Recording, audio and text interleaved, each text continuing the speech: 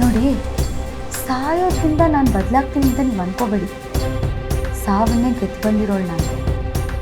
ಸಾವು ಹೇಗಿರುತ್ತೆ ಅಂತ ಹತ್ತಿರದಿಂದ ನೋಡಿರೋಳು. ಬೇರೆಯವ್ರ ಸಾವನ್ನು ನಾನೇನು ಬಯಸೋದಿಲ್ಲ. ನಿಮ್ಗೆ ಇದನ್ನು ಹೇಗೆ ಅರ್ಥ ಮಾಡಿಸ್ಬೇಕು ಅಂತ ನನಗಂತೂ ಗೊತ್ತಾಗ್ತಾ ಇಲ್ಲ. ಗೊತ್ತಾಗ್ತಿಲ್ಲ ಅಲ್ವಾ? ಬಿಟ್ಬಿಡಿ. ನಿಮಗೆ ಗೊತ್ತಾಗ್ಸಕ್ಕೆ ಅಂತಾನೆ ಬಂದಿರೋಳು ನಾನು. ಒಂದ್ಸತಿ ನಂಬಿಕೆ ಇಟ್ಟಿರೋ ನನಗೆ ಅಷ್ಟು ಸುಲಭವಾಗಿ ನಿಮ್ಮ ಮೇಲೆ ನಂಬಿಕೆ ಬರೋದಕ್ಕೆ ಸಾಧ್ಯನೇ ಇಲ್ಲ.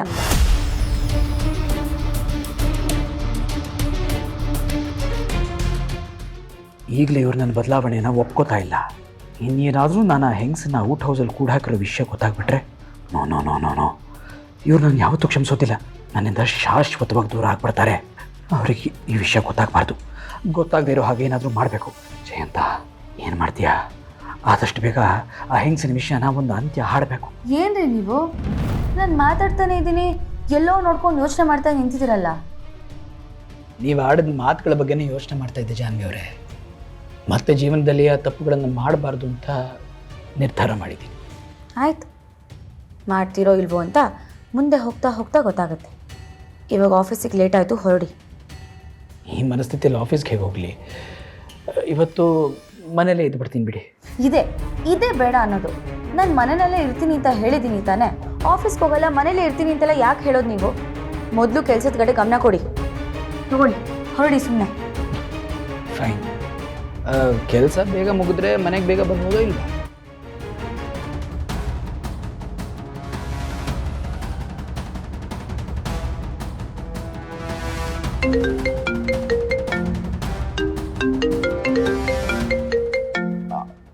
ಒಂದು ಸೆಕೆಂಡ್.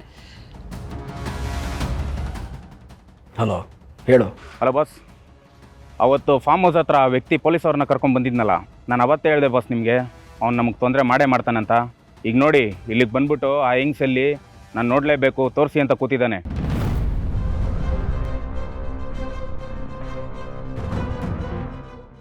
ನಾವೆಷ್ಟು ಹೇಳಿದ್ರು ನಮ್ಮ ಮಾತು ಕೇಳ್ತಿಲ್ಲ ಬಾಸ್. ನಾನು ಅವ್ರ ಜೊತೆ ಮಾತಾಡಿದ ಮೇಲೇ ಇಲ್ಲಿಂದ ಹೋಗೋದು ಅಂತ ಕೂತಿದ್ದಾನೆ ಬಾಸ್. ಅವನೇನಾದರೂ ಪ್ರೆಸ್ನವ್ರಿಗೆ ಈ ವಿಷಯ ಮುಟ್ಟಿಸ್ಬಿಡ್ತಾನೇನೋ ಅನ್ನೋ ಭಯದಲ್ಲಿ ನಿಮಗೆ ಫೋನ್ ಮಾಡಿದೆ ಬಾಸ್. ಆ ಕ್ಲೈಂಟ್ನ ಅಲ್ಲೇ ಕೂರಿಸಿರಿ, ನಾನು ಆದಷ್ಟು ಬೇಗ ಬಂದು ಮಾತಾಡ್ತೀನಿ. ಸರಿ ಬಾಸ್.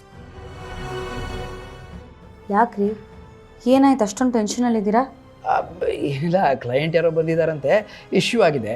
ಹೇಗೂ ಆಫೀಸ್ಗೆ ಹೋಗ್ತಿದ್ದೀನಲ್ಲ, ಅಲ್ಲಿ ಹೋಗಿ ಹ್ಯಾಂಡಲ್ ಮಾಡ್ತೀನಿ. ಮನೆ ಕಡೆ ಜೋಪಾನ. ಬಂದೆ.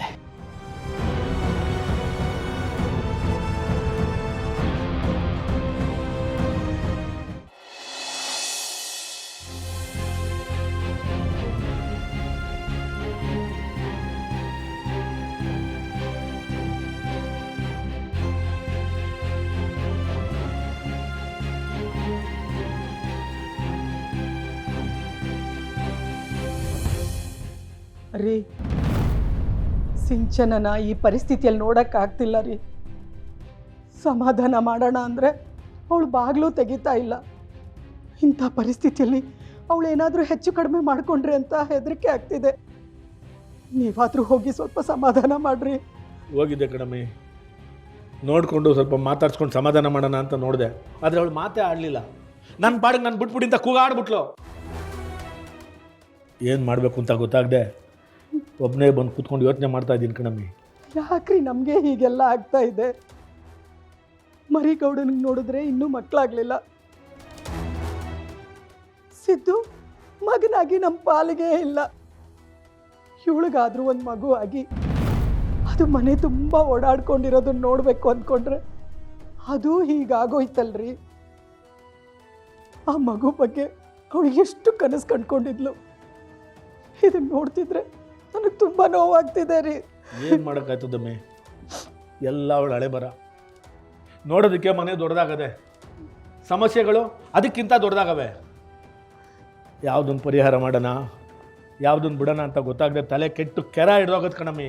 ಅದಕ್ಕೆ ಸುಮ್ಮನೆ ಕುಕ್ಕುರು ಬರ್ತಿದ್ದೀನಿ ನಾನು. ಪರಿಹಾರ ಮಾಡೋಕ್ಕೆ ನಾನು ಬಿಡಬೇಕಲ್ಲ ಮಾವ. ನೀವು ಹೀಗೆ ನರಳೋದನ್ನ ನೋಡಬೇಕು ಅಂತಾನೆ ಅಲ್ವಾ ಒಂದಾದ್ಮೇಲೆ ಒಂದು ಸಮಸ್ಯೆನ ಸೃಷ್ಟಿ ಮಾಡಿರೋದು. ನಾನು ಅನ್ಕೊಂಡ ಹಾಗೆ ಸಿಂಚನನು ಹೋಗ್ಬಿಟ್ಟಿದ್ರೆ ಇನ್ನೂ ಚೆನ್ನಾಗಿರೋದು. ಆದರೆ ಏನು ಮಾಡೋದು, ಬದುಕ್ಬಿಟ್ಲು. ಹಾಗಂತ ಇಷ್ಟಕ್ಕೆ ಸುಮ್ಮನೆ ಇರ್ತೀನಿ ಅಂತ ಅನ್ಕೋಬೇಡಿ.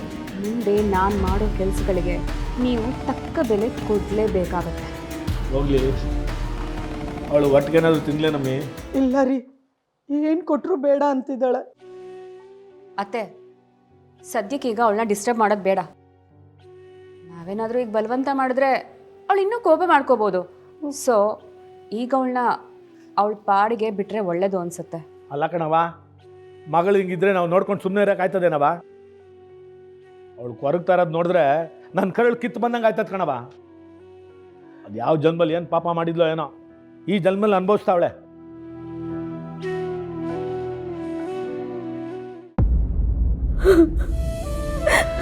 ಸಮಾಧಾನ ಮಾಡ್ಕೊ ಲಕ್ಷ್ಮಿ, ಸಮಾಧಾನ ಮಾಡ್ಕೋ. ನೋಡು, ನೀನು ಹೀಗೆ ದುಃಖ ಪಡ್ತೀಯ, ಮನಸ್ಸಿಗೆ ನೋವು ಮಾಡ್ಕೊಳ್ತೀಯ ಅಂತಲೇ ಆ ವಿಷಯ ನಿನಗೆ ಹೇಳಲಿಲ್ಲ ಅನ್ಸುತ್ತೆ. ನಮಗೆ ಇಷ್ಟೊಂದು ನೋವಾಗ್ತಿದೆ ಅಂದರೆ ಮಗುನ ಕಳ್ಕೊಂಡು ಸಿಂಚನಾಗಿ ಏನು ಎಷ್ಟು ನೋವಾಗ್ತಿರ್ಬೇಡ. ಇಂಥ ಸಮಯದಲ್ಲಿ ನಾವುಗಳು ಧೈರ್ಯ ಕಳ್ಕೋಬಾರ್ದು. ನಾವು ನಿಂತು ಅವಳಿಗೆ ಧೈರ್ಯ ಹೇಳಬೇಕು. ಸಮಾಧಾನ ಮಾಡ್ಕೊಳ್ಳಿ.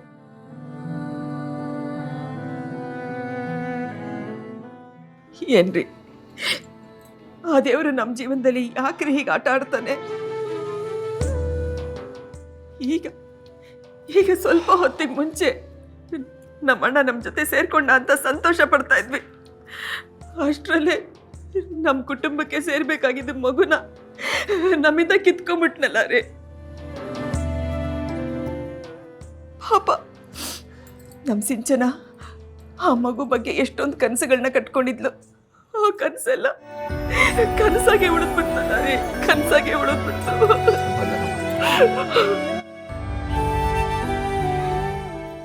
ಅಲ್ಲ ರೀ, ನಮ್ಮ ಹರೀಶ ಯಾಕ್ರಿ ಹೀಗೆ ಮಾಡ್ತಾನೆ? ಅವನಿಗೆ ಯಾವಾಗ ಬುದ್ಧಿ ಬರುತ್ತೆ ಹೇಳಿ? ಸಮಾಧಾನ ಮಾಡ್ಕೋ, ಸಮಾಧಾನ ಮಾಡ್ಕೋ. ಎಲ್ಲ ನಮ್ಮ ಹಣೆ ಬರ, ಅದನ್ನು ಯಾರೂ ಬದಲಾಯಿಸಕ್ಕಾಗಲ್ಲ. ನಾವು ಅನುಭವಿಸೇ ತೀರ್ಬೇಕನ್ಸುತ್ತೆ. ಮಾವ, ಹಾಗಂತ ಗರ್ಭಿಣಿ ಹೆಂಡ್ತಿನ ಯಾರಾದರೂ ಇಷ್ಟೊಂದು ಬೇಜವಾಬ್ದಾರಿಯಿಂದ ನೋಡ್ಕೋತಾರ ಮಾವ? ಅವನ ಕೆಲಸ ಇಲ್ಲದೆ ಅಬ್ಬೆ ಪಾರಿಯಾಗಿ ಅಲಿತಾ ಇರುವ ಕೂಡ ಸಿಂಚನ ಅವನನ್ನು ಯಾರ ಮುಂದೂ ಯಾವತ್ತೂ ಬಿಟ್ಕೊಡ್ಲಿಲ್ಲ. ಅವನನ್ನು ಚೆನ್ನಾಗಿ ನೋಡ್ಕೊಂಡ್ಲು. ಅವನು ಅವಳಿಗೋಸ್ಕರ ಏನು ಮಾಡೋದು ಬೇಕಿರಲಿಲ್ಲ.